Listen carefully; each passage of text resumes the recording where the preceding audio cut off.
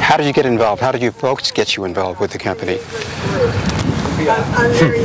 You were telling me before how you got involved. Like right out of high school, when I was 18, we only had a few vehicles at the time. And, you know, I started off as a driver. And then as, like, when repairs needed to be done, we used to send them to, you know, different garages and stuff. And then I began to realize I can do this. And I started doing it and just kept growing and growing on everything I was doing. How many years now? 30. 30 years? Mm-hmm. Have you ever clashed with your dad about how you do things? He's asked a few times, you know, like, how do you do it? But, you know, it's hard to explain if you don't really understand the field that you're dealing with. Now, do you, this may sound like a dumb question, but I mean it sincerely. Do you enjoy what you do? Yeah, I do. It's a lot of fun. And you're working with your family, so that I would think that makes it even more special for you. Well, between the office and the garage, there's a big wall with no windows. So. And when you look under the hood, you're all by yourself anyway. And nobody can tell you what to do at that point. No. Okay.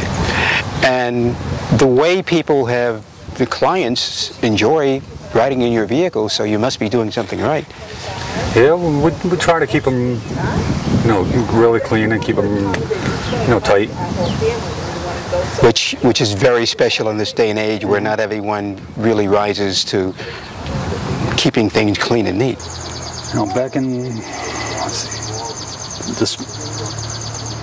in 1997, Ford came out with a different style engine. You know, it was all the electronics on it was totally different, and the way they made the engine was just different.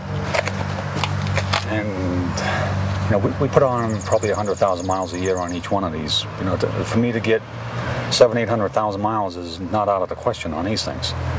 And they're always DOT inspected twice a year. We even got random inspections, and they have never failed. But somebody that worked for Ford Motor Company in 2001 was on one of our vans and happened to glance down at the mileage, and it was 500,000 miles on it. The original engine, never been opened, you know, it's always just been tuned and everything. And he told his boss, and word got back to Dearborn, Michigan. And we got a phone call one day, you know, and it says they want to send somebody in and look at the fleet. And they did. A couple days later, a guy came in, you know, and he went through all of the maintenance records, and then he found that one particular vehicle with 500,000 miles on it, and it's only been like using with Ford. You know, Ford's only been using it for just a few years. And so this guy says, I want this engine. I want to take it, you know, we're going to do a breakdown on it and see how things are wearing. He says, you're the first one in the country to have this many miles on one of these things. And so they gave us a brand new one for free. You know, I pulled it myself and put it in, and anything that came out, they said, put back new, just keep all your receipts, and they paid for everything.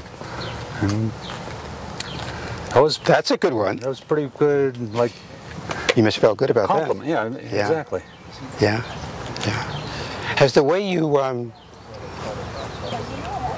to keep these things going changed with using computers now? Yeah, that's much more efficient with the computers, definitely. You know, they run much better.